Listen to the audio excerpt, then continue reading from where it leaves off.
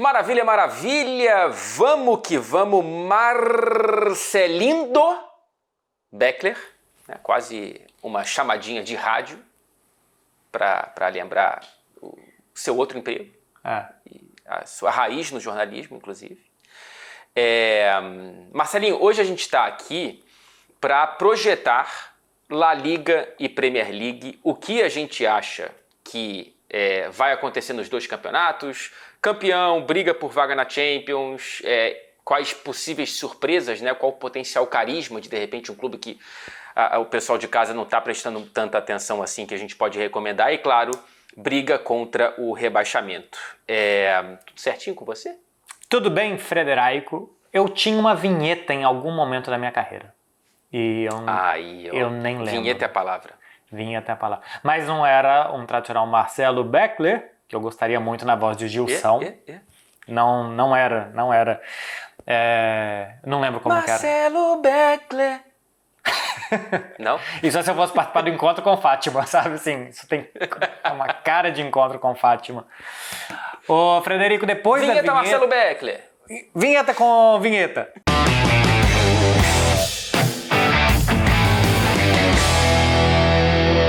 Marcelo Beckler. Então vamos lá, Frederico. No ano passado a gente fez esse vídeo e eu não sei se a gente teve uma grande sacada e acertou muito ou não. Por exemplo, eu não lembro se a gente deu muita fé no Aston Villa, se a gente não... Eu acho que a gente botou fé no Aston Villa brigando por Champions, sim. A gente pode ter errado muita coisa, mas essa eu acho que a gente pode colocar no bolso. Uma coisa que certamente a gente errou é que o Girona seria terceiro colocado de La Liga, coisa que nem o próprio Girona esperava. Para você ter ideia, o Girona começa a temporada sem ter estádio pronto para jogar Champions, porque eles não estavam prontos para isso, no seu quarto ano de primeira divisão terminaram. E vamos ver se o Girona fica lá em cima de novo.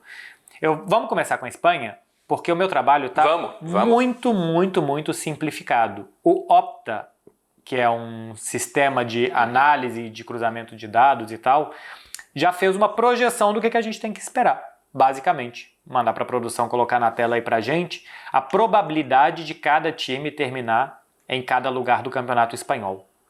E aqui eu acho que dá para fazer uma foto interessante de muita coisa que me chama a atenção. Primeiro, pro Opta, que não brinca em serviço, esses caras não tiram isso do nada, eles baseiam em dados, estatísticas e as probabilidades normalmente são certeiras.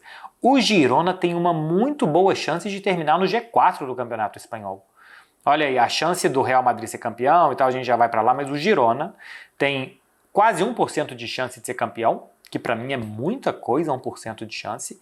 Quase 9% de chance de ser segundo, então entre primeiro e segundo o Girona tem 10%, ou seja, em 10 campeonatos, o atual Girona, em um deles seria o primeiro ou segundo colocado. Aí depois o Girona tem 16% de ser terceiro, 20% de ser quarto colocado do Campeonato Espanhol. A maior chance do Girona é ser quarto colocado no Campeonato Espanhol, repetir G4, e olha que o Girona perdeu Ian Couto, Eric Garcia, Aleix Garcia, Savinho, Dovbyk, perdeu 5 titulares o Girona, dos 5 melhores que ele tinha. Os caras foram embora, então acho que a gente pode começar por aqui, me chama muito a atenção que o Girona é um grande candidato a ser G4 do Campeonato Espanhol, eu não coloco, ainda mais porque vai ter que se dividir em 8 rodadas de Champions pelo menos, e que o Real Madrid tem 86% de chance de ser campeão. Eu também não achava que seria tanta diferença para o Barça e para o Atlético de Madrid, Fred. Cara, o Girona eu acho que... Enfim, eu fico curioso para saber como esse computador é alimentado de informações de mercado de transferência, porque você pode, né, pegar as estatísticas de rendimento da equipe da última temporada e tentar projetar para essa, mas tem tantas dúvidas quando você... Ainda mais no caso do Girona, que foi desmanchado, que eu não sei como eles chegam nesses 20% de quarta colocação, que me parecem muito irreais, né? Eu acho que essa temporada é a temporada do Girona voltar para a terra. Né? Assim, conseguiu um milagre, vai aproveitar as finanças da Liga dos Campeões e, enfim, esse sonho para o torcedor de receber, a depender do sorteio, gigantes dentro de casa. Mas não me parece que o Girona tenha qualquer chance de brigar... Sei lá, cara, eu colocaria uma 10ª colocação, algo muito bom para o Girona nessa temporada, a não ser que, enfim, seja uma fonte inesgotável de talentos que a gente não está muito atento. O Mitchell continua, o que é uma grande notícia para o Girona, mas assim, o Real Madrid eu coloco como bastante favorito, sim, mas 86 é isso? 86%. 86 eu acho um certo exagero, viu? O Real Madrid não é bicampeão espanhol há quase 20 anos. Desde que ele ganhou 2006, 2007, depois 2007 e 2008, o Real Madrid não consegue encadenar 2 títulos espanhóis consecutivos e é o atual campeão. Então, assim, é o time a ser batido em toda a Europa, porque o time do ano passado aparentemente melhorou, vamos ver se da Liga ou não. A gente está gravando isso antes da segunda rodada. O Real Madrid tropeçou na primeira e perdeu o Bellingham por um mês. Vai perder o Bellingham por algumas rodadas de campeonato espanhol. Tem ali o Arda Güler, que estava pedindo passagem já para jogar, pode jogar o Brahim, enfim. O Real Madrid tem um muito bom elenco, mas que tenha 86% de chance de ser primeiro colocado, me chama muito a atenção também. E que o Atlético de Madrid esteja tão atrás do Barcelona também me chama a atenção. Isso. Pela quantidade de dinheiro gasto pelo Atlético de Madrid. E assim, pelas situações absurdas do Barcelona de contratar um jogador como o Dani Olmo, para inscrever ele, você abre mão do seu melhor jogador, que foi o Gundogan, porque é da mesma posição, então você troca, em teoria, um melhor por um pior, pagando mais e abrindo mão do seu melhor, coisas que o Barcelona fez essa temporada, e que o Atlético de Madrid tenha só 2% de chance de título e só 17% de chance de ser segundo, ou seja, para o Atlético de Madrid ser primeiro ou segundo, se somar essas duas possibilidades, não dá 20%, ele tem 80% de chance, segundo o Opta, bastante criticado o Opta com pouquíssimo tempo de programa. O Atlético de Madrid tem poucas chances de ser primeiro ou segundo. E tem muitas chances, na minha opinião, se for somar a porcentagem, de não ficar no G4. Porque é 13,5% para ele ser quinto, aí depois 8% para ser sexto, 4,6% para ser sétimo. Então, se somar aqui, 2,2 com 17,6 dá 19,8%. Vamos colocar 20, com mais 29% de chance de ser terceiro, 49, com mais 20 de ser quarto, 49, com mais 20, 69. Tem 30% de chance o Atlético de Madrid de não ser G4. Eu acho um exagero. Eu também acho um exagero. Cara, a janela do Atlético de Madrid é muito boa, tá? Julian Álvares, Lenormand, o Conor Gallagher, que foi recebido, né, com Welcome to the Jungle, com motoqueiros fazendo a introdução dele para um metropolitano lotado para receber. Impressionante o contraste do pouco carinho para essa apresentação absurda que o Gallagher teve no Atlético de Madrid, o pouco carinho que ele tinha no Chelsea. Eu acho, inclusive, que existe uma chance bastante razoável do Atlético terminar como vice-campeão, tá? Assim, eu coloco o Real Madrid como bastante favorito. Eu tenho que entender, né, e claro, passo a palavra para você para falar melhor de Barcelona, porque eu não sei até que ponto o Barcelona está tão melhor assim do que o Atlético de Madrid, porque eu acho que o Atlético recupera uma força para a La Liga e Liga dos Campeões. É claro que depende de como esse time vai ornar junto com o Simeone, mas é um Atlético que me parece mais forte do que nos últimos anos, inclusive, tá? Então, eu colocaria o Atlético e o Barcelona, se fosse uma porcentagem, muito próxima aí de terminar como vice-campeão. Eu também acho que está por aí, e eu ainda acho que se o Real Madrid não mantiver o mesmo ritmo, alguém pode ultrapassar. O Barcelona, que foi campeão há 2 anos, por exemplo, fez um campeonato muito sério.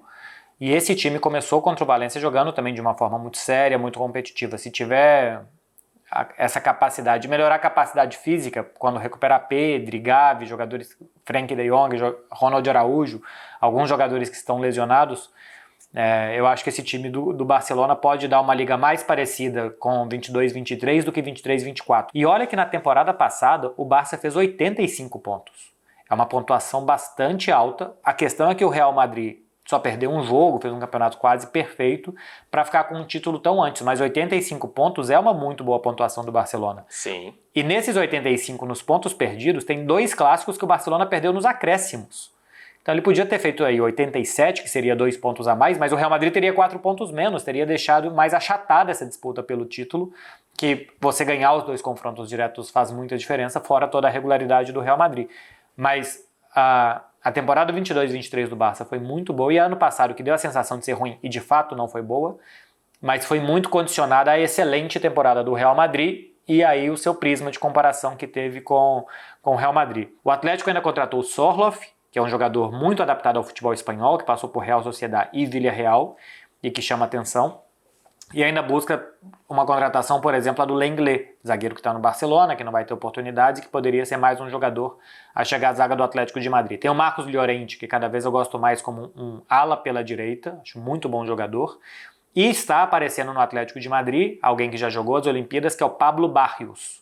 Cada vez mais joga mais minutos também no meio campo, e eu também gosto muito desse jogador, que o Diego Simeone tá moldando por ali. Para passar um pouco de estatísticas de gastos, o Atlético de Madrid gastou até o momento da gravação desse vídeo 185 milhões de euros, é quem mais gastou na Espanha, seguido do Villarreal com 62 milhões de euros, o Barcelona 57, Real Madrid 49, Girona 25, Real Sociedad 25, o Betis 23 milhões. E quem mais, se a gente for pegar na balança entre o que gastou e o que vendeu, o Atlético de Madrid tem aí um, entre aspas, prejuízo de 110 milhões e depois o Barcelona de 29 milhões são os que, entre compras e vendas, os mais gastadores.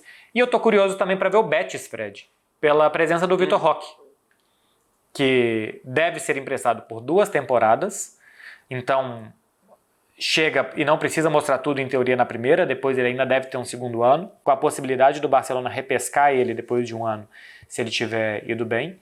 O Vitor Roque que vai chegar para substituir no Betis um outro atacante brasileiro, que foi o William José, que na temporada passada foi o artilheiro do Betis em La Liga e quem mais participou de gols. 10 gols, 5 assistências do William José. Se o Vitor Roque participar de 15 gols pelo Betis na temporada, eu vou considerar uma temporada muito boa dele.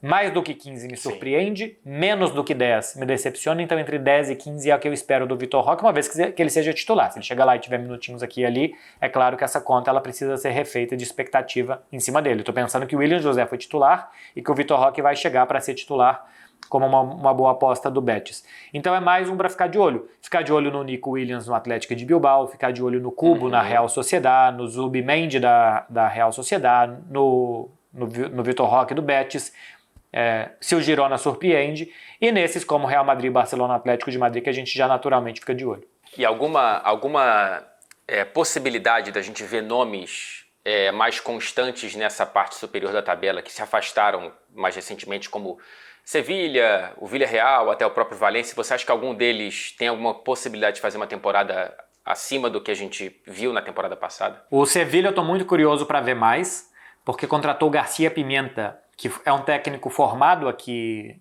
no Barcelona, basicamente. Ele treinou o Barcelona B em muito boas campanhas recentes. Muitos dos jogadores que estão chegando agora ao time principal do Barça, inclusive o Lamine Yamal, há 2 temporadas, passaram pelas mãos do Garcia Pimenta no time B, no time de baixo do Barça. E quando chegou o Laporta, por uma questão de confiança, ele basicamente tirou quem estava no clube para colocar outros e o Garcia Pimenta foi um dos sacrificados. Foi para o Las Palmas, fez uma campanha bastante decente em um time que estava subindo, com dificuldades também. E agora chega ao Sevilha, que já tem algum tempo meio que impregnado nele, Sevilha, um cheiro de time muito durão, fechado, físico, bola pra frente, cruzamento na área. Era um dos times que mais cruzava bolas na Europa da temporada passada e que agora vai ter mais bola no chão, mais bola no pé, mais jogo construído e mais agradável, que a escola espanhola agradece muito times que fazem esse jogo. Então eu acho que o Sevilha pode dar um passo à frente. Agora os outros, por exemplo, o Valência, pouco investimento, o Villarreal, muitas chegadas e saídas, é um clube de passagem, então tem muito jogador que não fica muito tempo, que o clube vai se formando outra vez. Eu acho que é para ficar de olho nos bascos, Atlético de Bilbao e Real Sociedad, que mantiveram a base. Mikel Merino está indo para o Arsenal, mas a base desses 2 times foi mantida. Ver se o Girona se segura, se o Betis vai fazer algo mais do que um 7º lugar, se vai brigar mais fortemente por uma competição europeia como a Europa League ou Liga dos Campeões, e se o Sevilha também vai dar espaço à frente. Boa! Tô curioso para ver, cara. Eu tava vendo, o Túlio mandou pra gente aqui as previsões do ano passado, a gente colocou o Barcelona como campeão de La Liga, evidentemente não colocamos o Girona no G5, e no G5 da Premier League a gente colocou sim o Aston Villa. Acabou não sendo G5, né? Acabou sendo só G4 por conta da performance ruim dos ingleses nas competições europeias. Mas, entre erros e acertos, a gente pode colecionar algumas vitórias por aqui, Beckler. Podemos passar para a Premier League? Ah, podemos. Então, no resumo do programa, a gente vai colocar os palpites na ordem certinha de G4, G5, de Premier League e La Liga, para a gente poder ter o print comprometedor, como os que a gente tem da temporada passada, entre várias derrotas e pouquíssimas vitórias. Não tem nenhum print meu comprometedor. São fake news de dias frios e noites nubladas. Então esses prints que estão rodando por aí são todos falsos. Verdade. Eu ia falar posso confirmar, mas não posso não, Marcelo. É melhor nem falar que eu posso confirmar. Eu tenho também a tabela do Opta, para a gente criticar mais uma vez, da Premier League, com os cálculos da tabela, da ordem, né, de posições do fim do campeonato inglês. Primeiro dado que me chama a atenção aqui, cara, é 82% do Manchester City ser campeão. Eu acho que o Manchester City vai sim renovar o título, tá? Ainda mais com o retorno do Gundogan, acho que traz não só mais equilíbrio e letalidade para o setor de meio campo, mas é um cara que tem uma mentalidade que eu acho que dá uma injeção nesse grupo, até pelo reencontro com os jogadores da Tríplice Coroa, que foi quando ele se despediu, né? Mas acho 82% muito exagerado. Para quem está vendo a tabela aí na tela, a gente tem o Arsenal com apenas 12% de chance de ser campeão, o que eu discordo. O Liverpool com 5,1%. Chelsea com 0,2%, eu acho um exagero, acho que não tem nenhuma chance de ser campeão, assim como o Newcastle, que é o último que tem alguma porcentagem mínima aí, de acordo com os dados da Opta. Agora, 82% me parece um exagero, Beckner. Não, é muito mesmo. E a tendência que eu tenho a pensar é que quanto mais você ganha, mais perto de perder você tá, né? Estatisticamente. Claro. Então, depois de ganhar 4 vezes, a chance do Manchester City não ganhar a quinta é muito maior do que depois que ele ganha a primeira vez, porque ele tá ganhando aquele ali já tem muito tempo. E assim, essa temporada o Haaland não tem um reserva. É claro que o Guardiola sabe adaptar muito bem o time dele, não tem um centroavante, mas o Haaland não tem um reserva. E se for a última temporada do Guardiola, assim, as últimas temporadas do Guardiola costumam ser um degrau abaixo de concentração, de intensidade, de ânimo dos times. Foi assim no Barcelona, no Bayern de Munique também. Para o mercado interno da Alemanha ainda funcionou, mas na Liga dos Campeões o Bayern naquela temporada, como sempre, caiu nas semifinais por um espanhol, naquela vez para o Atlético de Madrid. E aqui no Barcelona a última temporada do Pep não foi boa. Me parece um exagero também o 82% para o Manchester City, lembrando que aqui o Opta não está levando em consideração a possibilidade de punição do julgamento que a gente vai ter agora no segundo semestre, né, ao Manchester City.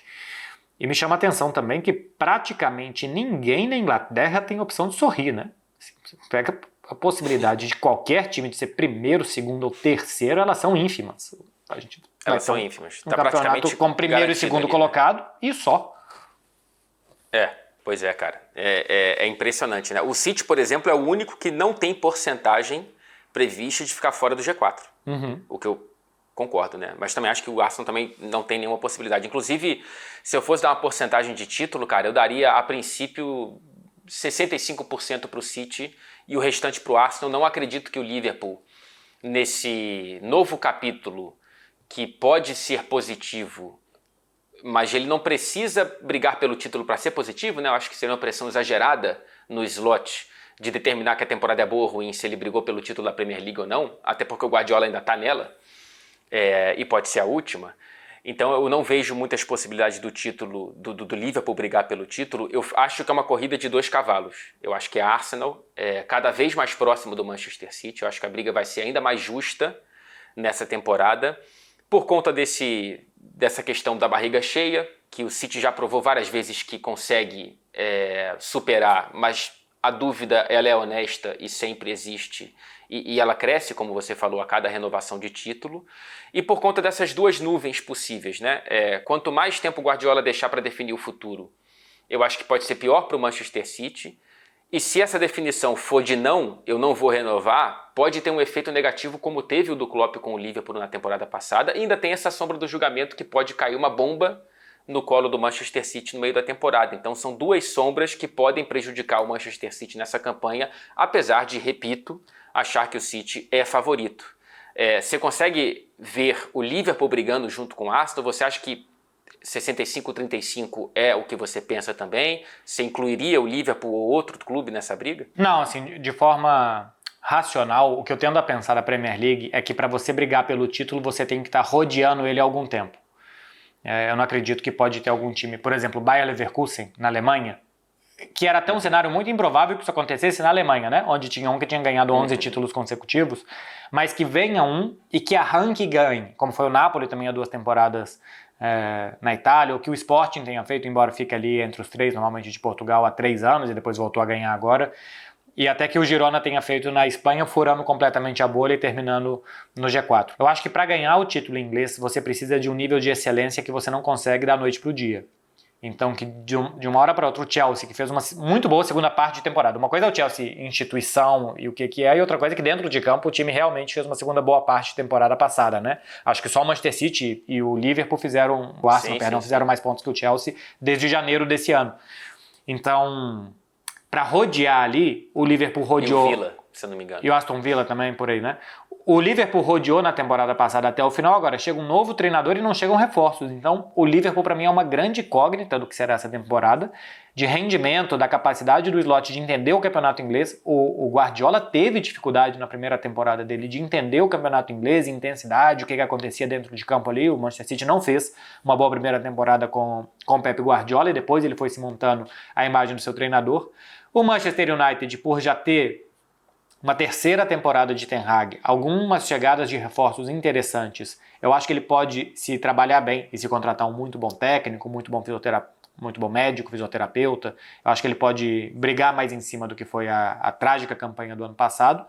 Mas para título eu também vejo Manchester City e Arsenal. E eu acho que é mais ou menos 65-35, 70-30. Eu não colocaria nunca em 82-12% a chance de título desses dois.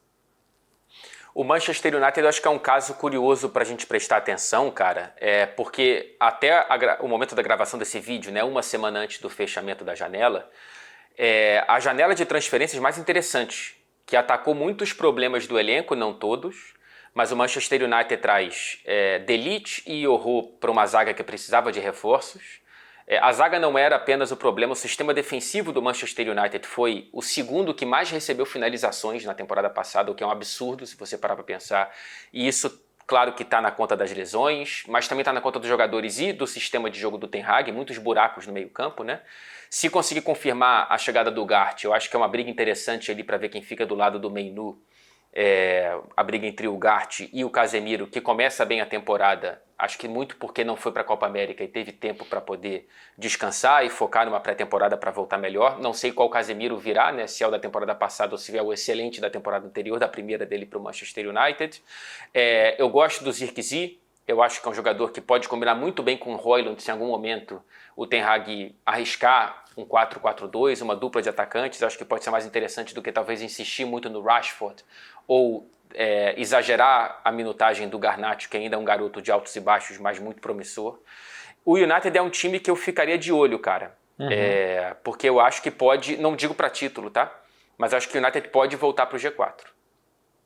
Eu também considero assim, até porque quando esse time está completo, ele foi capaz de jogar algumas vezes muito bem na temporada passada, né? Por exemplo, a final da Copa da Inglaterra contra o Manchester City jogou muito bem. E, por exemplo, teve jogos contra a eliminação na própria Copa da Inglaterra contra o Liverpool também, né? Buscando uma virada no final e depois foi buscar um jogo que o Liverpool foi muito superior na Premier League, um empate por 2-2. Foi capaz de, em alguns momentos, jogar bem o Manchester United, apesar de tudo que envolvia, especialmente as muitas lesões. A chegada de Ugarte, quando você fala assim, vai ter Casemiro, Ugarte e Mainoo para 2 posições. Tá bom, você tem reposição, você tem jogador de banco de reservas. Aí você vai ter Zirkzee e Højlund. O Ten Hag gosta de jogar no 4-2-3-1 e você pode ter 2 atacantes que vão revezar e que vão jogar de forma diferente, dependendo do que o jogo pediu, ou até que vão jogar juntos. O que eu tenho um pouco de desconfiança é o Ajax 2.0, né? Porque Onana, De Ligt, Mazraoui, Antony, tem mais jogadores daquele time? Enfim, não. Não tem, mas já é bastante. São 5 ou 6 daquele time que... Lisandro Martínez, eu acho que estava naquele time do Ajax ou chegou depois. Eu acho que o Lisandro Martínez chegou a jogar com ele no Ajax. Não naquele time semifinalista de Champions de 2019. Não, sim, depois, né? Mas depois ele chega e tal. Assim como o Antony, né? Que também não faz parte daquela campanha, é o David Neres, mas o Antony joga depois ali. Então eu só tenho um pouco de desconfiança do técnico que está sempre com os mesmos jogadores, porque mostra talvez que você só tem aquele repertório para fazer, e nesse Manchester United, que tem tantas lesões que você precisa de um repertório diferente. Enfim, é um clube muito grande, que a camisa muitas vezes ajuda e que apesar de tudo isso terminou a temporada passada com um título. Então, se tiver mais capacidade física e tiver um pouco mais de coerência dentro de campo, que a capacidade física eu acho que vai trazer, a gente está vendo aqui por essas probabilidades que a chance do Manchester United de ficar em G4 do campeonato inglês é de 20%. Eu colocaria mais para brigar por ali. E me chama a atenção também o Aston Villa, que tem menos de 10% de chance de ficar entre os 4 primeiros colocados, um time que acabou de ficar entre os 4 primeiros colocados. O peso de voltar para a Liga dos Campeões é algo que historicamente pega o clube para baixo dentro da Premier League, né? Assim, é muito difícil, como o Newcastle na temporada passada, né? Conseguiu fazer uma primeira temporada muito boa, voltou para a Liga dos Campeões e aí na temporada passada não foi nem tão mal, né? Mas não conseguiu repetir uma campanha de G4. E um Aston Villa, assim, o primeiro ponto do Aston Villa para mim, tem o segundo melhor técnico da Premier League, tá? Com a saída do Klopp, não, terceiro, vai, atrás do Arteta, eu acho que é Guardiola, Arteta e o Unai Emery. O Unai, cara, acho que a briga entre o Unai e Arteta não é nem tão simples assim. O Unai tem 4 títulos de Europa League, né? 1 com Villarreal, 3 com Sevilla. É um cara muito bem colocado para fazer com que esse Aston Villa não sinta tanto uma campanha europeia em paralelo. Agora, são pelo menos 8 datas a mais, né? Em vez de 6, como era a Liga dos Campeões, são pelo menos 8 agora para pesar esse primeiro ponto da temporada. Jogar a Liga dos Campeões, evidentemente, é muito diferente de você jogar Conference League. O Aston Villa jogou Conference League na temporada passada, podendo colocar time B na fase de grupos, e agora não vai conseguir fazer o mesmo na Liga dos Campeões. Evidentemente, nem vai querer fazer. E perdeu o Douglas Luiz. Agora, eu gosto muito do Onaná. Também. Então, eu acho que o Aston Villa é um time ainda muito competente e eu acho sim que briga por G4. Eu acho discordo também dessa probabilidade. Então, sobre a questão dos técnicos, alguém pode estar aqui no chat agora colocando em caps lock e utilizando pouquíssima ou nenhuma pontuação, que o próprio Unai Emery foi ao Arsenal e não deu certo. É que eu acho que pro estilo do Unai Emery, ele é muito mais confortável no Aston Villa do que no Arsenal. Pelo que ele faz o time jogar, é muito melhor que ele esteja no Aston Villa pro jogo dele do que no Arsenal, e aí acho que ele pode competir mais. Sobre a Champions de 8 rodadas, a gente falou isso do Girona e vale pro Aston Villa, mas para mim o Aston Villa já é um clube muito diferente do Girona por tudo. A Champions de 8 rodadas vai te dar mais jogos, mas você não precisa ter o aproveitamento que você tinha nas Champions de 6 rodadas para avançar. A Champions que tinha fase de grupos, se você fizesse às vezes 9 pontos, 50% de aproveitamento não dava. Nesta Champions de 8 jogos, as projeções é que se você ganhar 3, você vai para a próxima fase. Então você vai jogar 2 vezes contra o time do pote 4, se você ganha desses 2 times, né, porque são times diferentes, desses 2 times, e mais de um time do pote 3, então se você ganha do Slavia Praga, do Bodo Glimt, e depois no pote 3, sei lá que time que vai estar no pote 3, Benfica, não, Benfica está bem mais em cima, mas enfim, um time de pote 3, você já se classifica para a próxima fase, então eu acho que vai ser mais administrável do ponto de vista de calendário para os times poderem jogar essas 8 partidas. É claro que se você puder ganhar a maioria dos jogos, você pula um playoff, se você fica do 9º ao 16º, você entra como cabeça de chave no playoff, então você joga contra os times piores colocados. Tem uma série de bônus, entre aspas, que você vai ganhando na Champions, você termina nas posições acima. Mas para se classificar simplesmente, você pode ter menos esforço do que você tinha anteriormente na fase de grupos. Algo que também me chama a atenção aqui há muito probabilidade que o Chelsea tem de ficar no G4, né? Assim, a gente passou rapidamente aqui do Chelsea sobre isso, mas eu não sei se Chelsea está acima de Manchester United e de Tottenham, não sei se de Newcastle, porque agora o Newcastle não perdeu jogadores e não tem esse calendário apertado, porque não disputa nenhuma outra competição, mas eu não sei se o Chelsea está acima desses 3, mais do Aston Villa, numa briga pelo G4 do campeonato inglês, Fred. O Chelsea deve ter a Conference League, né? Venceu o primeiro jogo dos playoffs quando a gente grava esse vídeo aqui e deve confirmar a participação. Nem o Newcastle, nem o Tottenham tem competições europeias. Não, perdão, o Tottenham tem Europa League, né? Uhum. Terminou em O sexto, Tottenham né? tem Europa Foi. League. O Newcastle que não tem competição europeia por conta do título do United na FA Cup. Cara, não sei, o Chelsea é uma incógnita para o próprio treinador, o treinador é uma incógnita para o próprio Chelsea. A gente não sabe direito a triagem desse elenco, quem é que vai sobrar no fim da janela. O Chelsea ainda tem muito jogador para negociar. É um time que tem um potencial que eu ainda não sei se está pronto para essa temporada, o que parece um absurdo de você falar depois de 1,1 bi de libras investidos na janela de transferências desde a gestão do Todd Bowley, né?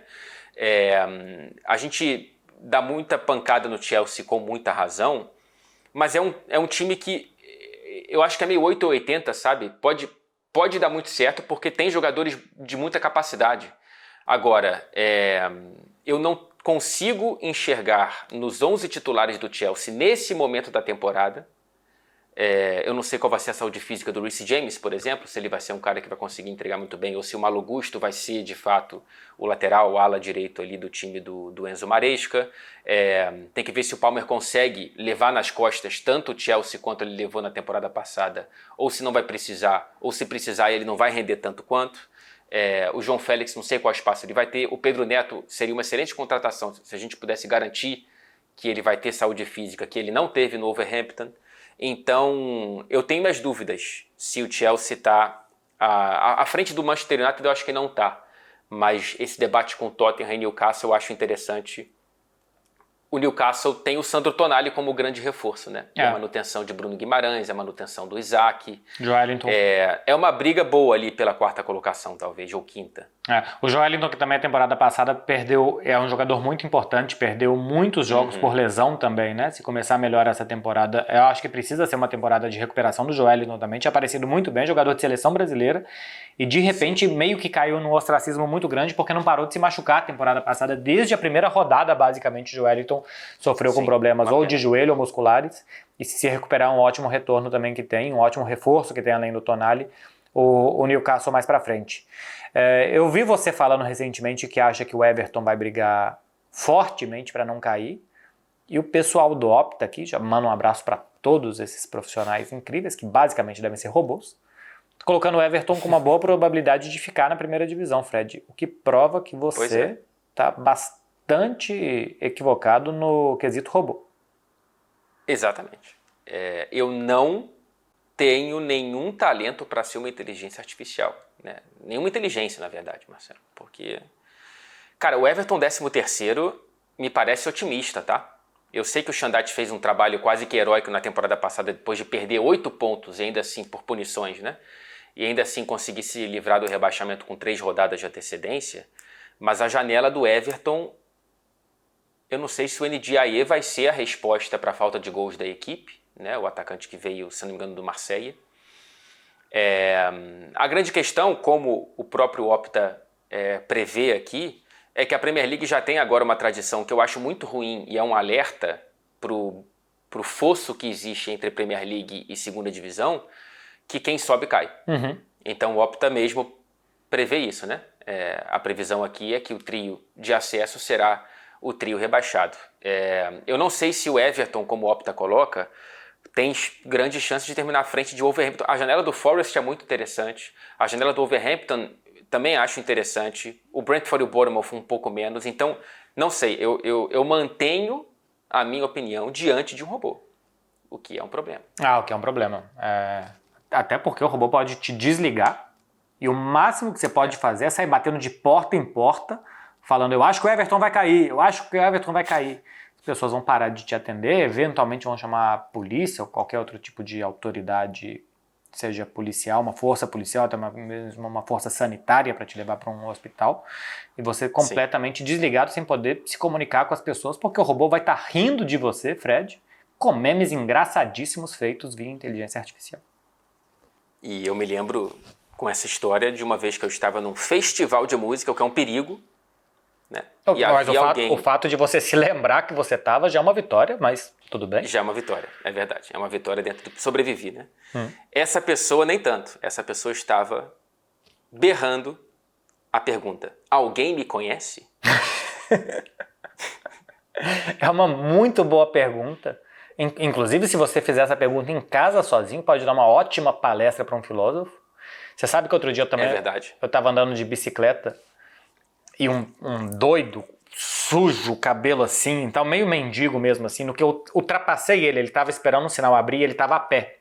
Então, quando você passa de bicicleta por uma pessoa que está parado, basicamente você escuta uma frase incompleta. E ele falou que a taxa de natalidade era pequena na Europa pós Segunda Guerra. E com essa frase, eu fui até a minha casa fazendo uma reflexão muito grande. Primeiro, se ela seria real ou não. Segundo, quem seria aquele mendigo com um nível de conhecimento já bastante avançado para saber palavras como taxa de natalidade, o que aconteceu na guerra. E terceiro, pensando, caso aquilo ali fosse verdade mesmo, se tem alguma coisa a ver com um medo de colocar pessoas no mundo e não ter comida para dar pela devastação imensa que foi a Europa. Passei 4 quilômetros, 350 metros pensando nisso. Assim que eu cheguei em casa, eu esqueci esse tema e só estou lembrando agora. Será que esse nosso querido transeunte estava na Segunda Guerra? E será que alguém conhece ele? Eu acho que a gente já encaminhou o próximo quadro, né? Não tem muito mais algo incompleto para a gente completar aqui, né? Se tiver, a gente coloca no resumo. Exatamente, que é um resumo, mas que basicamente é uma segunda parte do programa, porque tem novas informações. Vamos para, então, o Out of Context. Porque é o seguinte, já que está começando o Campeonato Espanhol e tal, eu peguei alguns dados interessantes do Campeonato Espanhol e eu te mando essa pergunta, Fred. Você, do outro lado, tem dado aí em casa? Enfim. Em casa, não. Qual é o jogo mais repetido do Campeonato Espanhol? Tempo na tela, Fred Caldeira. Eu vou com a obviedade de Real Madrid e Barcelona. Tá bom, agora você acertou. E você sabe por quê? É uma resposta que já esteve presente nesse programa. Não no de hoje, no Fred Beckler, no geral. Porque são os que nunca caíram. Mas o Atlético de Bilbao também não. É verdade. Cara, eu acho que tem a ver com a queda da taxa de natalidade pós-Segunda Guerra, não? Tem a ver com um campeonato espanhol que teve um play-off para título pós-primeira fase. Você lembra desse out of context que contamos aqui? Entendi, verdade. Então é o seguinte, desde 1929 se joga a primeira divisão da Espanha. Atlético de Bilbao, Barcelona e Real Madrid jogaram todos os anos. A fórmula de disputa aqui sempre foi pontos corridos, jogos de ida e volta. Ou seja, esses times têm que ter se enfrentado todos os anos o mesmo número de vezes. Porém, em um ano específico, a gente teve um play-off pós-primeira fase, pós-liga, e o Atlético de Bilbao não estava. Então ali Barcelona e Real Madrid se enfrentaram mais 2 vezes, ida e volta, então é o jogo mais disputado da história do Campeonato Espanhol. O jogador com maior número de gols é o Messi, 438, é quase o dobro do segundo, que é o Zaha, que tem 251. A maior goleada é sofrida pelo Barcelona, um 12-1 do Atlético de Bilbao, eu acho que é em 1930 esse jogo. E tem 2 marcas pertencentes a brasileiros. O Diego Alves é o maior pegador de pênaltis da história do Campeonato Espanhol, defendeu 17, e o Donato, meio-campista que jogou pelo Deportivo La Coruña, é o mais velho a marcar na Liga, com 40 anos, 138 dias. O Diego Alves? É um grandíssimo pegador de pênaltis. Ele é o maior pegador de pênaltis do Campeonato Espanhol e eu acho que se for somar de mais algumas coisas do futebol espanhol, somando todas as competições, de ligas europeias, alguma coisa assim. Agora não tenho certeza, mas do futebol espanhol ele defendeu mais pênaltis, o segundo é o Zubizarreta. E o Zubizarreta tem muito mais jogos que o Diego Alves, mas é o maior pegador de pênaltis da história do Campeonato Espanhol. Eu tenho alguns fatos curiosos também aqui da Premier League, né, ornando com o seu out of context. E aí eu vou fazer algumas perguntas para você e para os nossos companheiros da audiência também. Apenas 3 jogadores, eles na era Premier League, tá? Eu não estou na história do campeonato inglês, na era Premier League. Apenas 3 jogadores, numa mesma partida, marcaram um gol, deram assistência para outro e marcaram um gol contra também. Você tem algum chute de algum dos 3? Didier Drogba. Aparentemente, assim, eu tentei falar com convicção. E com sotaque. Porque ele parece um pouco o Oséias. E o Oséias era mestre nisso. Caramba, gol Mestre contra, disso. gol a favor. E, assim, John Terry. Não. Cara, assim, dos 3 nomes, apenas um, se eu não estou enganado, tá? É defensor. Gerrard. Não, um deles, deixa eu ver se esse aqui é defensor, que eu não conheço. Não, os 3 são do setor ofensivo. Quer dizer, um deles é o Gareth Bale, que jogava como defensor, né? Na época do Tottenham. Ele contra o Liverpool em 2012, ele realizou essa peripécia. Tem o Wayne Rooney também em 2012, contra o Stoke City. E o Kevin Davies, centroavante, que eu não lembrava dele, que jogou no Southampton, no Blackburn, eu não sei por qual clube ele estava jogando, foi contra o Aston Villa em 2008. Próxima pergunta. Quais são os únicos 6 clubes que nunca foram rebaixados na era Premier League? Manchester United, Liverpool, Arsenal, Tottenham, Chelsea e Everton. Perfeito. 100% de aproveitamento. Muito bem, muito bem. E a última, qual foi a pior campanha em número de pontos da era Premier League? Quem foi e quantos pontos essa equipe somou? Crystal Palace, 17 pontos em 2003. Quase isso. Nem tanto. Ou então teve um Queen's Park Rangers também muito ruim. Foram menos do que 17 pontos. 12 pontos. 11 pontos na temporada 2007-2008 para o Derby County. Olha aí. Tá aí um amigo do América de Natal aí, né? E nome de cigarro, né? Então tem mérito aí o tabagismo conseguindo um belo recorde na Premier League. Pois é. Como é que você pode... Ou você fuma ou você soma ponto. Bom, não, tem muito jogador tabagista bem aí. Brozovic, ano após ano, jogador com mais quilômetros percorridos e fã do tabaco. E que, né, de acordo com... Foi bola de ouro que ele ficou à frente do Vinícius? Foi.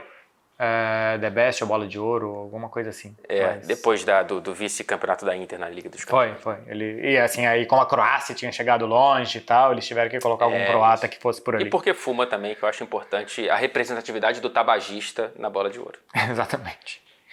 Bom fora de contexto, hein? Gostei muito de ter acertado uma pergunta e as outras eu tentei responder, especialmente essa última do Crystal Palace, com uma aleatoriedade de datas e nomes e pontuação que, infelizmente, eu não acertei nenhuma coisa, né? O número de pontos... Mas se você acerta... Mas assim, eu normalmente sou muito rápido para esse tipo de pergunta. Eu só não sou preciso. Mas você vê que foi uma resposta rápida e com segurança. A velocidade, às vezes, ela pode atrapalhar, Marcelo Beckler. Eu, sempre que eu posso ser lento, eu sou. Meu raciocínio mesmo, cada vez mais lento. Entrega de trabalho lento. Tô numa lentidão legal. Até para chamar o resumo.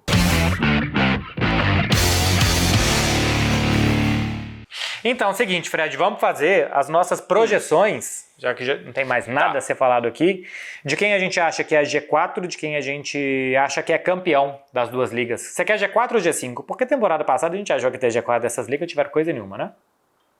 Pois é, mas eu não sei, eu acho que a gente pode abraçar um G4, né? Para ficar um pouco mais próximo do que deve ser a realidade. Então vamos lá, ó. Pro Opta, o G4 do Campeonato Espanhol é Real Madrid, Barcelona, Atlético e Girona. Pro Beckler, vai ser Real Madrid, Barcelona, Atlético e Atlético Clube de Bilbao, com Girona não ficando no G4. Nessa ordem, Real Madrid campeão, Barcelona em segundo, Atlético em terceiro, Atlético Clube em quarto. O que eu mudaria do meu próprio palpite? O Atlético vice-campeão na frente do Barcelona. É esse o meu palpite. Real Madrid em primeiro, Atlético de Madrid em segundo, Barcelona em terceiro. E eu vou de Betis na quarta colocação. Boa. Vitor Roque, se o Betis for quarto, é bastante provável que o Vitor Roque vá bem, que é uma boa notícia para o Barça. E de Premier League? Boa notícia para o Barcelona. Então, de acordo com a projeção do Opta, é Manchester City mais uma vez campeão, Arsenal na segunda colocação, Liverpool na terceira e Chelsea fechando esse G4. Para mim, concordo com as duas primeiras colocações, City e Arsenal. Concordo também com o Liverpool na terceira, porém eu discordo na quarta colocação, para a qual eu entrego ao Manchester United. Eu vou tirar o Liverpool do G4 e eu vou trocar o campeão. Eu acho que o Arsenal vai ser campeão, Manchester City segundo, Manchester United terceiro e o Chelsea em quarto, que é claramente uma tentativa de reconciliação com a torcida do Chelsea Brasil, que me odeia. Mas quem que a torcida do Chelsea Brasil não odeia no planeta nesse momento? Se você criticar o Chelsea, assim, não tem problema. Primeiro, se você criticar o Chelsea, a sua chance de jogar no Chelsea diminui muito, né? O que é péssimo para o trabalho, para o networking, para o seu LinkedIn. Por exemplo, eu não gosto muito de criticar jornalista porque a gente nunca sabe o dia de amanhã. Então, eu também estou evitando criticar o Chelsea porque pode ser a minha última chance de conseguir jogar em um clube de futebol profissional. É verdade. Então, fica aqui já o meu abraço para o pessoal do Chelsea e falar que eu estou conseguindo correr já bem. Já estou correndo melhor. Você destruiu a sua tentativa de reconciliação nesse momento. Exatamente, ela foi muito rapidamente destruída. Arsenal, Manchester City, Manchester United e Chelsea, hein? Nesta ordem o meu G4. Boa. Então, para fins de print posterior, dividimos aqui palpite Beckler, palpite Fred e palpite Opta. E eu acho que é bem interessante se o pessoal daí da nossa arte puder colocar as nossas fotos e os palpites embaixo e um robô e os palpites do robô.